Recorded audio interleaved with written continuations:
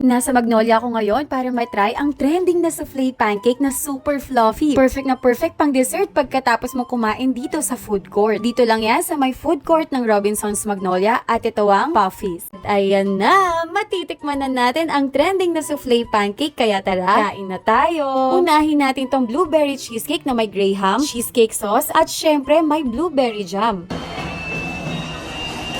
Grabe, super fluffy niya. Ang soft. Next naman ay itong bagong flavor nila na Lotus Biscoff na may Biscoff pa na biscuit sa taas.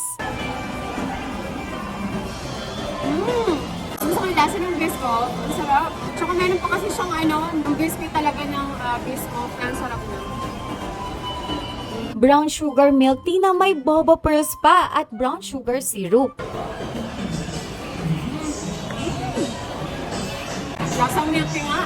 Pwede ka din mag-add ng ice cream sa souffle pancake mo kaya ayan, may